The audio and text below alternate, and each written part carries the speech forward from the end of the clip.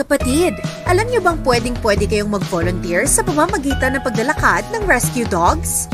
Isa sa mga animal welfare organizations na tumatanggap ng volunteer dog walkers ay ang People for the Ethical Treatment of Animals o PETA. Ang activity na ito ay bahagi ng kanilang programang Ampon Alaga, kung saan maaaring maging dog walkers ang interested volunteers sa loob ng 3 hanggang 4 na oras sa isang araw. Naging viral kamakailan ng post ng isang volunteer na si Rachel Gudao matapos niyang ibahagi ang masayang karanasan sa paglalakad ng isa sa rescue dogs ng Ampon Alaga program. That time, holiday po kasi. So, kung mag-volunteer nun kasi wala naman po akong gagawin. Nagpa-schedule po ako na volunteer po sa kanila. Yung dog po na niwa po, her name is Mira po. And she's so playful po and energetic po talaga. I think nag-enjoy din po siya kasi dami po kasi namin activities na ginawa. And then, dami rin po namin pinakain po sa kanila. Tumagal ng 3 oras ang dog walking activity na sinalihan ni Rachel, kung saan nilakad niya si Mira sa paligid ng Rockwell kasama ang iba pang volunteers. Paliwanag naman ng PETA senior campaigner na si Jana Sevilla, nagsimula ang kanilang dog walking initiative mahigit 3 taon na ang nakalipas.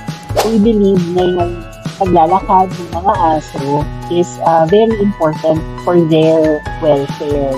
Ngayon, itong dog walking volunteer opportunity na Ampon Alaga is very popular. Maraming gustong mag-volunteer. Starts in the morning. May 2 shifts sila in a day.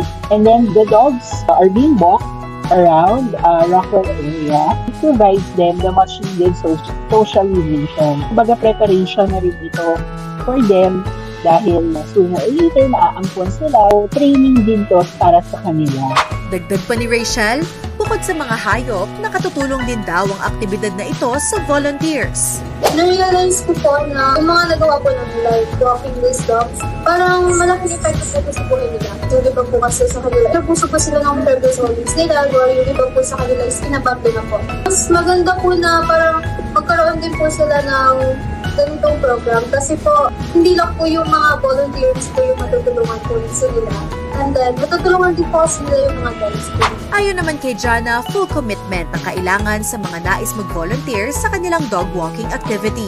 Bukod sa paglalakad ng mga aso, tumatanggap din ang Ampon Alaga ng ibang paraan ng tulong tulad ng donation at higit sa lahat, ang adoption.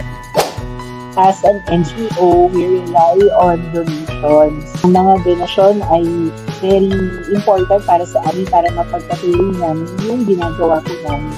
Pagtulong sa mga hayop, donate, and then volunteer, or if you can donate, volunteer, or share our social media posts, recommend us to anyone that you know who are interested in adopting a dog. We welcome volunteers. Just send us a message in our Instagram or Facebook accounts.